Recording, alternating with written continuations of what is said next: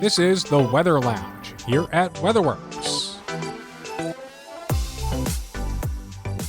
Hello, everyone, and welcome back into the Weather Lounge, your favorite go-to podcast all about weather. I'm joined again with my co-host and fellow meteorologist here at WeatherWorks, Mr. Mike Mahalik. Hey there, Mike. Hey, Brad. Good to be here as always.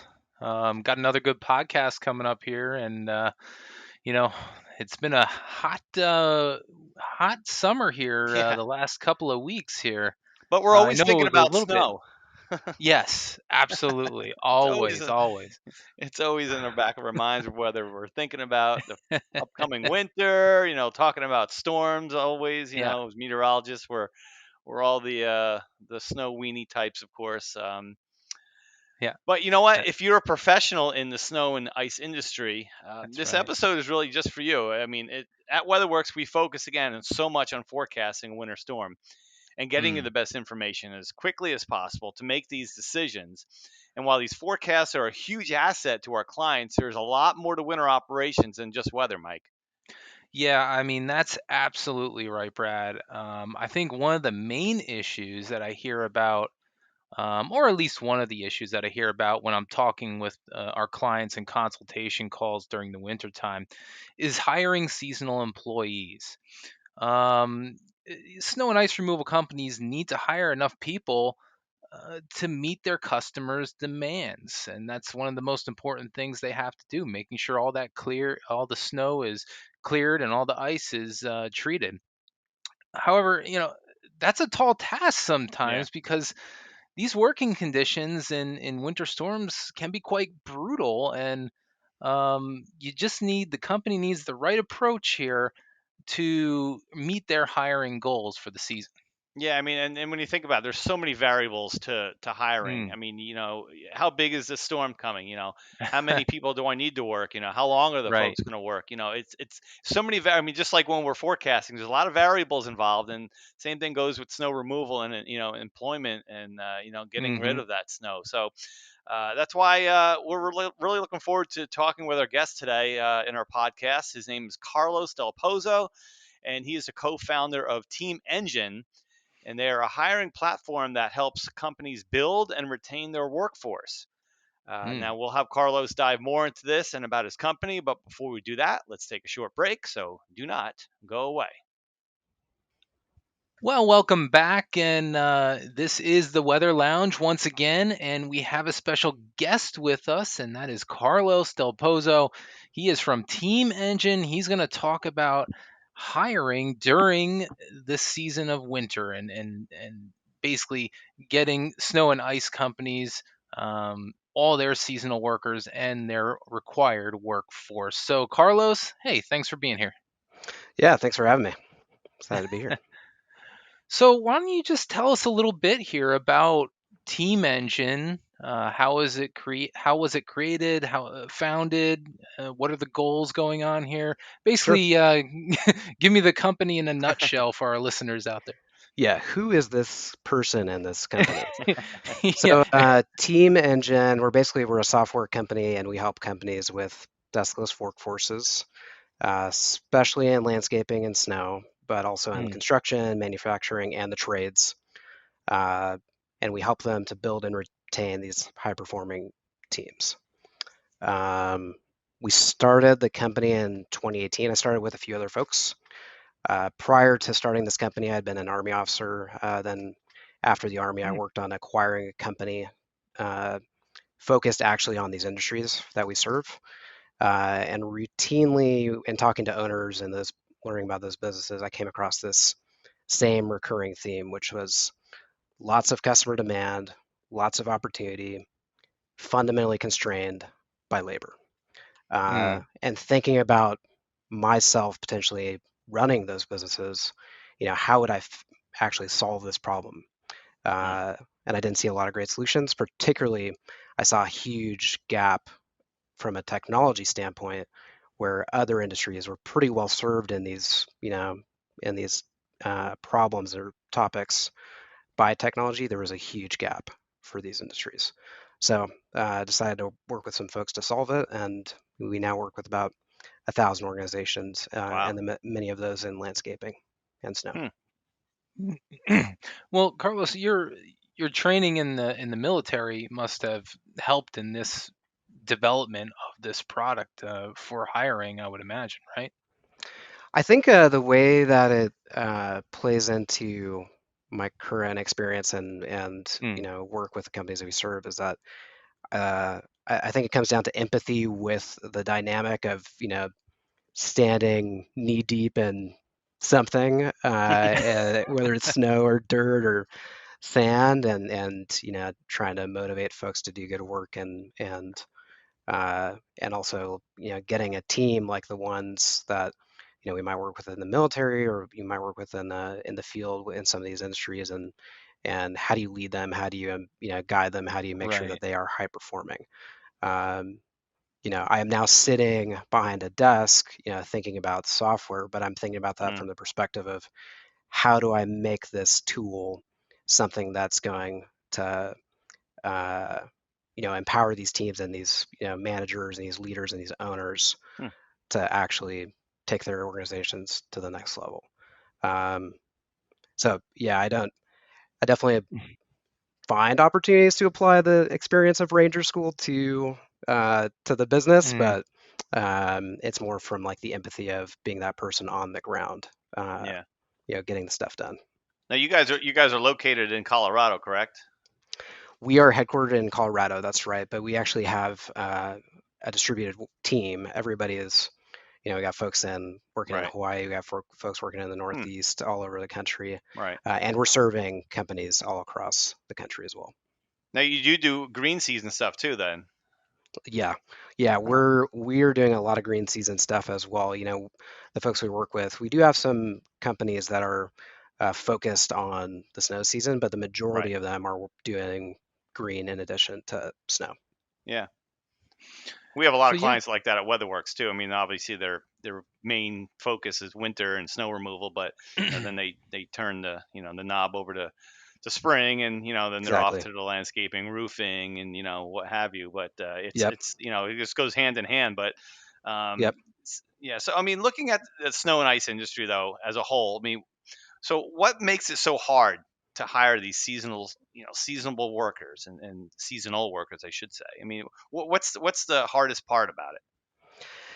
Uh, I mean, I think there are certain parts that are harder than others. I Right. mean, probably the hardest part is that the work itself is inherently hard, Yeah. and so that makes it hard to get people who want to do it. But I think it kind of has a mix of, you know, a lot of the things that make just hiring for something hard broadly. So the work is hard, yes, that's a big part of it. It's outside, it's in the middle of Hmm. the night, it's not 75 degrees and sunny Right. with a cool breeze while you're doing this work.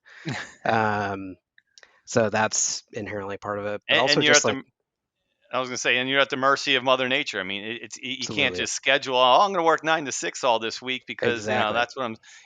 If it's snowing at 2 a.m., you got to go clear the lot. That's what Yep. time you got. And just like us, we can't work 9 to 6. I mean, a lot of our shifts Right. are very, very dependent upon what's going on with storm Absolutely. systems. I mean, Mike and I, we can probably tell you how many 2 a.m. shifts we did in the last like 5 to 10 years. It's just, Yeah, we don't have to talk about how many of those Yeah, occurred or have lost occurred. track of those by this point. yeah, Yeah, and that's the other piece is that this is seasonal work. I mean, and so it's, Right. if you're looking for work, what do you want? You want, right. consistency, you want, your minute to minute, your day to day to be relatively comfortable depending on who you are. Uh, and at the same time, it's not just that it's only a certain part of the year when you're going to have this work, but to your point, you're basically on call 24/7 Right. during that time of year. So it's a combination of a lot of the things that make a job just a little less attractive for Right. folks. And so when it comes to uh, actually hiring or attracting folks to this role, those are the things you have to Mhm. keep in mind that you need to offset or mitigate uh, to make it an attractive role for folks. So for me, Carlos, I used to work in the landscape industry, and I did snow plowing, I did snow shoveling, you name it. I've been on Yep. that side of the coin also. Now for me, I was a young guy. I might have been in my early 20s, and shoveling snow or something. I was just like, I just need some money. Yep. That's what was motivating me. But it doesn't all come down to needing some money for whatever bills you got to pay. Yep. So what are some strategies that you guys suggest to keep that worker motivated who's going to be out there, like you said, in the middle of the night, sub-freezing wind chills, and just Yep. humping the snow, basically, just Yes. shoveling, Absolutely. shoveling, and Yeah. shoveling. Hey, now this is a G-rated show, Yeah, Mike. yeah. I didn't mean it in that way. I meant just working hard through the snow, basically. Yeah, absolutely. Yeah, I mean, in terms of, you mentioned pay, and obviously like pay is part of it, but that's one thing that we broadly see. There's both an important as well as a positive shift in the mindset of successful employers around pay, or more broadly around how they position their work. So, uh, you know, pay is absolutely a piece of this. You need to have fair pay, benefits, Hmm. that Hmm. transactional component of the job needs to be there. But you have to think the sort of like the mindset shift that we see folks making that succeed, and that we try to encourage others to make, is to move beyond a transactional mindset about their workforce. Um, because it leads to a better workforce, but also just in today's labor environment, it's not enough. Mm, The dynamic is no longer one where you pay somebody, the field of dreams for your workforce. You pay them, they will come. Mm. That is mm, not the case anymore. And that's not just in snow, that's like in all of these Right. industries. Um, so you need to have the pay component there. But what we encourage folks is to have it be fair. hmm. We don't encourage folks to be like the highest paying, or to try to attract solely on the basis of financial compensation. uh, One, because we don't think that's actually the most effective, but to actually attract people. But also two, it makes for like an unsustainable workforce, because if you are attracting the folks who are just always looking for the highest dollar amount, that is not a sustainable defensible No. advantage for your company. Right. So that's just the first piece. Um, that Going beyond that, something like what I was talking about earlier, if you think about some of the things that are tough about this job that make it hard to recruit for, and one of those is just that it's like inherently like very uncomfortable. And so uh, how can you offset that? And one of the key ways you can do that is by making sure that you have good equipment, the right equipment for your team. So you're making sure, to the extent that you can, uh, that you're giving them the right tools for the job, to do the job, and also the right tools in terms of um, making sure that they're as warm as possible, and they have Mm. like a closed cab and stuff Hmm. like that, to make sure that they can be comfortable. And that goes a long way, Carlos, because I got to tell you, if I ran into a snowblower that didn't want to start, or Yeah, a shovel that was really subpar compared yeah, to somebody else's, I know it sounds minuscule, but that stuff Yeah. really It, grinds it, yeah. your gears yeah. Well, yeah. when I you're mean, already out there, and you want stuff to function properly. yeah, absolutely. Yeah, I mean, and one of the things is like in the military is you learn to like, you trust your equipment. And if you can't trust your equipment, and you're out there at your site doing your work, and you can't rely on your equipment to be working, it's, one, it's a bummer if it's just not as good as it could be. But then if you like, you know, it's can also be a major disruption to Right. I the mean, you work want to be as as well. efficient as you can when Absolutely. it's 15 degrees out. Yeah, absolutely. And that's Yeah, so probably why a key component would be, keeping those pieces of equipment maintained properly absolutely. in this Maintenance equation. is absolutely key. Um, I think one of the other ones is just, and this one is tough to do and sort of nuanced, and takes a longer term investment, but just having a high quality team. People, high quality people want to work with high quality people.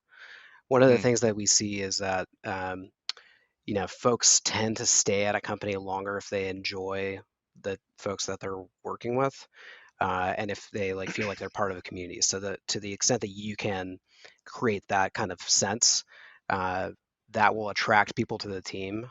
That will motivate your team to attract people onto the team, and then that will allow you to keep those people around as well. So it's tough. I say it's tough because like when you are kind of have your back up against the wall and you need more folks, you might cut some corners and say, I just need anybody. mm, Um, but and you got to balance the like short term with the long term there, because that's going to be the short term benefit is going to be you have that person, but the long term cost may be overall degrading the quality of your team. So it's something important to be thinking about. And the last piece I'll mention is just marketing your job. A lot of folks I see go out there trying to hire for these roles, they don't market the job. They just tell about the job. But mm. inherently, recruiting and retention is, just the same as sales and marketing. It's just for a different end result. And so you need to apply some of the same approaches to that hiring and recruiting and retention process that you might when you're going out and selling and marketing. Is Yeah. are there ways that you can make, like, I mean, like you said earlier, some of these jobs are really tough. I mean, you don't there's I guess what I'm trying to say is there seems like there's some negative, but are there ways to, like, almost when you put out the job description, are there ways to kind of entice people or make it more attractive than others or something like that? Yeah. This is something that one of our partners, Neil Glatt, talks about is the way that he, in hiring for tons of folks for snow, thought about positioning the role. It wasn't, you don't lead with, hey, you're going to be, Right. shoveling, knee deep in snow, you're going to be freezing, you're going to be, I, you need I to think lift 100 they all can pounds. understand. Yeah. Yeah. They Like know the what way they're that getting you, themselves into. Sure. yeah, and it's important to make sure that they do, but you don't Right. want to lead with that. You want to lead with like the ways that you can motivate somebody about the mission and the job they're going to be doing. And so he tells a great story about how he would talk about, hey, like the work that we do, you're going to be shoveling like a parking lot at a pharmacy. Right. Well, whether you do your job or not, and the quality of the job you do determines whether, some folks in our community are going to be able to even get their medications. And Hmm. that is one of the things I think is Yeah. like very interesting and compelling about snow is that, really you are the line between whether infrastructure and whether like community Yep. services are available to the community or not. You really have an impact on whether just Yeah. stuff works and people can get to hospitals or get Yeah. I to never work really or Right. thought of not. it that way. Yeah. Um, so wouldn't you rather be getting up at in the middle of the night to go make sure that grandma can make it to the pharmacy to get Yeah. her 7 o'clock in the prescription? morning or something. Yeah. Right. If that was your mission versus show up with your shovel, Mm. have a smile, Right. have a smile on your face and get to shoveling. That's, there's a big difference between the two. Yeah, I mean, and you can see the same sort of parallel when it comes to landscaping, lawn care, and that kind of addition too. Because when I used to Yep. do that, you have people who might be in their 80s. They can't do their lawn, but they used to really like to keep it meticulous and very nice and cut short every time. So when you can provide that service for somebody and they really do appreciate how nice it looks, You and do it their how it way. keeps their Yeah. It makes them yeah, and happy. how it keeps their property looking Yep. as good as it can. Yep. Um, I think there's a lot of reward in that, Yep. for the employee to see that, hey, look at this great job I did, and the customer is super happy, and it's probably important in your strategy too to let those employees know Yeah. Yes. how much they're worth, and how much gratitude the customer is giving to Yeah. you, saying like thank you so much. Yeah. Yeah. I think it's something that is also part of like the shift in mindset about some of this work that we see and that we think is really positive. A little bit, it was a little bit accelerated during like lockdowns and COVID Mm, because this concept of, essential workers surfaced or Right. became like sort of a term that we recognized and understood. And I think prior to that, there were some folks who thought about this work as essential, as fundamental to like the functioning of just society and our communities. But that was really accelerated when we realized that we could not have these folks, staying at home. They had to be out there doing Mm. this work. And we see that again, some of the most successful employers are the ones that they they recognize and they treat the work that their teams are doing as truly something that is like, professional and something that they should be proud of. Landscaping and green Mm. teams who ask their teams to submit, photos of the work they've done, and they're going to have a best Mm. lawn of the week, contest, or like best hardscape contest, and it's so that those teams feel an accountability for the work they're producing, but also that they can have pride and that sense of right. ownership in the work that they've done, and it elevates the work that they do. And again, snow is Right. absolutely just making sure that stuff works. You see And I that hate to 8-foot keep snow pile in that parking lot? I did that this morning. Yeah. yeah, you see how it's tall that I thing made is. yeah. that pile. Yeah, Um, it's a little bit of a different product, which is basically like there's nothing yeah, there, but Right. it's versus something, but it's right. the end result is the same. No, Not I to can keep understand that. jumping back to my prior experience, but I remember when I was in high school working with the lawn care guys, it was a group of, I had a group of four friends that we all worked at the same place. Yeah, So, one, you had that great camaraderie with the employees and with the workers because we were all buddies, and we all hold each other accountable yes, if something looked bad, yes, because we were friends. Be like, dude, are you kidding me with that sidewalk? You couldn't put a yeah, better edge on that.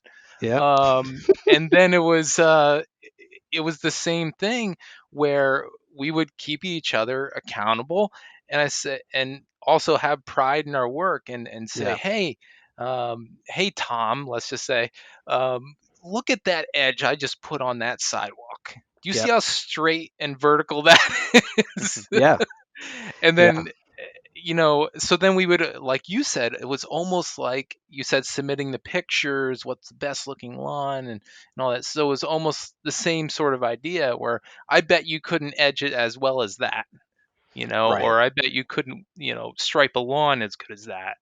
yeah, absolutely. Um, Well, and and the that's another same, thing is yeah. that when you go out to attract a team, and again, why like pay is important and but not sufficient is you want to have folks who have like a similar mindset and value system, and so you want to figure out what that is for your company, and then package it and market it so that you're Right. like, hey, here's what we're about. You know, here's like the work that we've done. Here's our team spending time together at a cookout. Like, Hmm. here's Mm, like the community that we have. That's what you want to lead with. You don't want to lead with this job is going to be a big bummer. Like, I mean, Hmm. it's, because at the end of the day, it's not going to be if you have like the right mindset about it and the right team. But I think that the reason why you still see job descriptions like that, you still see folks posting, hey, this is like, you got to be mm, able to lift 100 pounds, you got to be able to right. like get up in the middle of the night.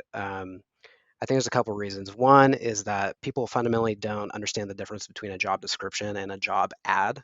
So they Hmm. advertise the job the way that they describe the job, and the way that you describe the job is meant to like inform who you should hire. but that's not like the same as a job ad. A job is meant to go out and attract that person. So I think that's one reason is that people create like an internal HR document and then they go put it on the internet, and that's just like not a good approach. And I think the second reason is that I think folks have hiring managers and employers have been kind of burned by hiring folks Hmm. who turned out to not work out. And one of the big reasons that they often don't work out because it seems like they didn't actually understand like the nature of the job. So they basically like throw their hands up, they flip the table and they just say, I'm just going to tell them how much it, how hard it is, and I'm going to lead with that. And if they're still wanting Mm. to do it, you know, then that's the person I want to hire. But I would just like ask them, in a constrained, tight labor market, the person who goes for that approach versus, the community approach, the like pride in your work approach, the like, hey, we're going to give you opportunities for advancement, we're going to that approach, who are you going to be left with coming and applying for that job? You might have some good folks, but I think you're going to miss out on a lot of good ones. What about like Yeah. age groups? I mean, what's the differential there? I mean, are we talking like, like Mike was talking about back in his college kids, and then maybe, I mean, where are the differences? I mean, do you see a vast difference between maybe like the 20 to 25-year-old, and there's a gap to maybe the mid-age people, then even maybe some retired people? That, I mean, is there any kind of linkage with all that? The thing about employment is you want to make it an opportunity for everybody. But Right. then what you see is in different places, just the composition of like the labor market in that location could change. So if you're hiring in a college town, you're going to have a lot of folks of a college age. Right. If you're not, you're going to have a slightly different composition of Hmm. workforce. And so I think like, individual companies can each think about what they're like sort of, where they tend to do best in finding applicants, and they can tailor their strategies Yeah, that's kind of what I was to getting at. that. Yeah. They can kind of like work backwards from, what their most successful, employee like profile could be. But one of the things that we really encourage folks to do is I think a lot of folks have like a preconceived notion about like what that person looks like, but they haven't really sat down to think through. And when I say look like, what their characteristics are, their Right. age, all this kind of stuff, not Hmm. necessarily like, Hmm. what they look like. I mean, like what are like the demographics of that person. And I think that if people are just have that idea and it's not based on actually like sitting down and thinking about it, it's just based off of a sort of like a viewpoint that's evolved over time. But if they sat down and really uh, thought about it, they might come to a different conclusion about how they should go out trying to source applicants. So, Carlos, I guess the big question here is, how do you hire these people? What are the steps to take to hire these seasonal workers, or best practices, or whatever you would like to call it? Hmm. Yeah, so we've talked a little bit about just like how you think about attracting them. So Hmm. this is, thinking more about now that you've attracted them, Right. like what do you do? So one of there's a number of things that we recommend that apply to snow, many of which also generally recommend for these other industries as well. The first one is just to make the process accessible. And so what do I mean by that? It's not uncommon that you'll go and look at a website for a company and maybe go to their careers page and look at the careers Join page, our get to do team. Yeah. yeah, do the join our team page, and you get to the bottom there and it's time to apply, and then you get this like laundry list of stuff that you're asking somebody to tell you about, like where they went to high school, where they went to college, like give me like your last 10 jobs, you know, tell me, answer this prompt that would go on a, application for admission to Harvard. And, at the end of the day, I think a lot of folks are putting that on there because that's what they think they should be doing. Again, because they're looking to what sort of the normal thing is. But really for these roles, there's not a lot of like qualification in many cases that you might be looking for. Yeah, you might want somebody who has experience. You might want somebody who's, if they're going to drive, they need to have a driver's license and a clean, record and that kind of stuff. Hmm. Um, but you want to make it as easy as possible for those folks to at least raise their hands and identify themselves to you, so that you can engage with them. So that's the first. The second piece is, again, thinking back to applying sales and marketing principles to hiring and recruiting, there's this concept of speed to lead. So if you have somebody coming in as a lead and wanting, to be a customer, maybe you want to get in touch with those folks as soon as possible. And we find that, businesses and business owners pretty generally understand this and believe it. But when it comes to an applicant coming through the door, they're fine to wait 3 days, 5 days to get back in touch with that person. And the fact is that, again, you just don't have that time. You got to get in front of that person fast, because the odds are is that they're not just applying to work for you, they're applying to work for a bunch of other folks.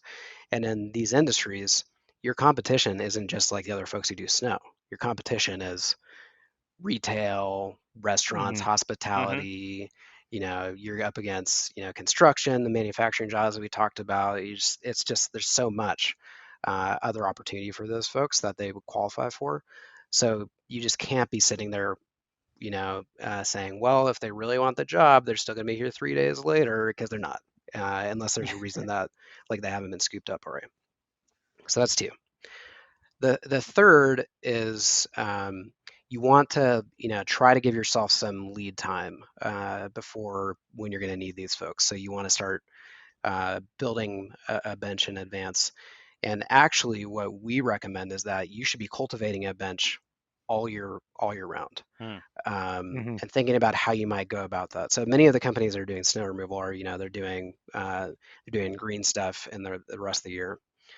And so obviously, like, that leads to a good, bench of talent to transition over into snow. But in addition to just like your normal team, you have the opportunity to, as you're going and hiring throughout the year, to be identifying folks who may not come onto the team in the green season, but could be good fits for the rest for the snow season. But a lot of companies, what they do is they open a job, they get an applicant, they don't hire that person, they forget they ever existed. And I think Mm. that's a huge miss for companies in these industries, because these companies are fundamentally running in local markets. You're not thinking about your potential talent pool as, everybody in America. You're thinking about everybody within like a certain radius of where Hmm. you do work.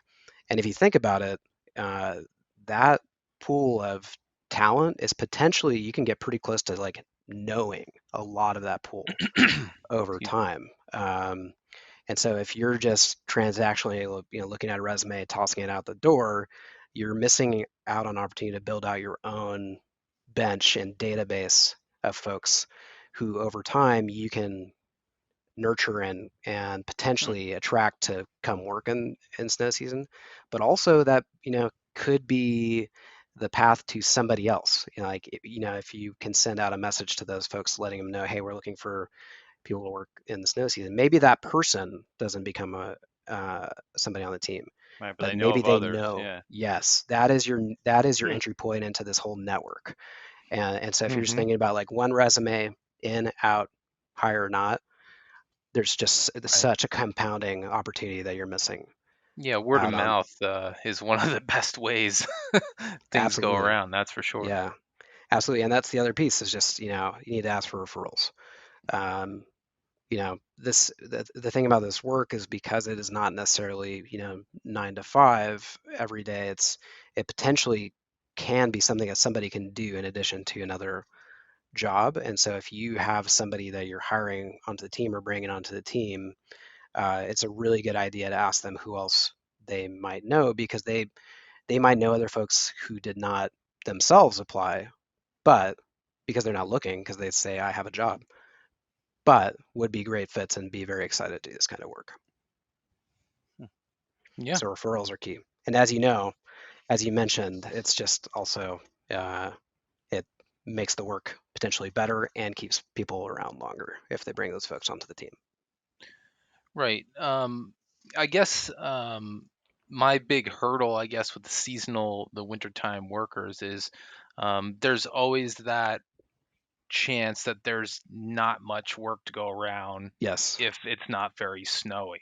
So that's a Yeah. huge hurdle for these seasonal Mm-hmm. workers that Yeah. they don't have that steady work. Yeah, if you get a So lean winter, what do you do? yeah, so what are your strategies to try to combat something like that happening? What should companies be doing to reassure people that, hey, it's going to be okay kind of thing? Yeah, I mean it's a tough thing because it may be the case that it's not going to be okay. I was at an industry event earlier this year, and especially talking to folks, in like the kind of mid-Atlantic, Right. ish area. Yeah. They hadn't had much going Yeah. on, It and hasn't been great for snowfall down there. yeah, the thing is, I don't know that there's a way to really, truly like Sugarcoat guarantee, that, yeah. yeah, things, but I think that you can, again, acknowledging that this is part of it.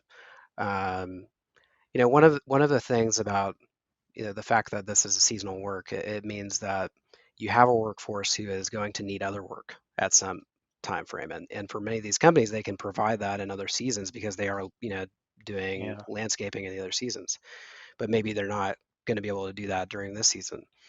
So, you want to, I would just generally recommend that people think creatively about how they can do that. And especially in a constrained labor environment where just companies need people, maybe there's an opportunity to collaborate with, other companies to provide, you know, uh, some way to provide uh, assurance and to add value for your employees, even if it's not through your work and the pay that you're going to be providing, but maybe finding other folks who could be complementary to the work that you're doing and the schedule that you're on, uh, and would be able to provide work for those folks as well.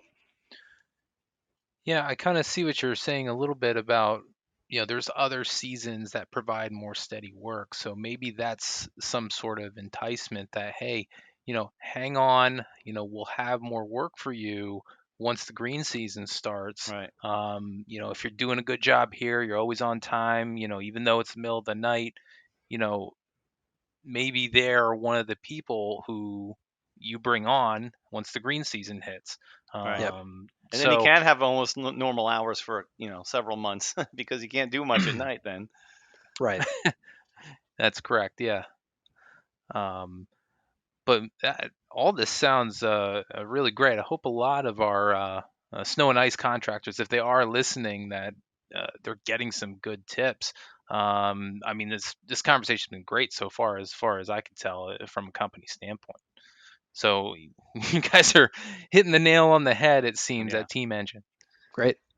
Yeah. No, we work with a lot of folks in the industry, like I mentioned, and we don't only help with the hiring piece, but also we find that once you have folks on the team, especially for snow, it's really important to be able to communicate and engage with that team quickly and on short notice to get availability, to build up your roster, to alert folks of an event, and then when it comes time for the event, to actually make sure they're getting to where they need to be. And we support both of those challenges and use cases for the folks we work with.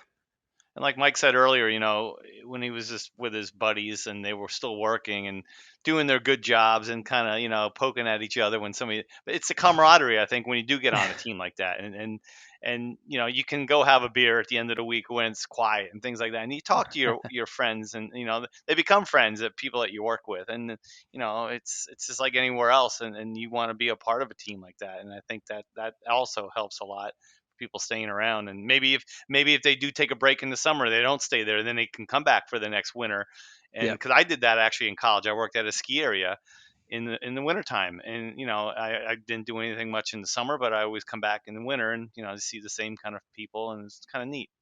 Yeah, and to the extent that you can nurture that team in the off season and build the bench for that Right. team, in the offices. I think that's one of the big things is that um, in, the most successful companies are not just thinking about, okay, flip the switch, it is now snow season.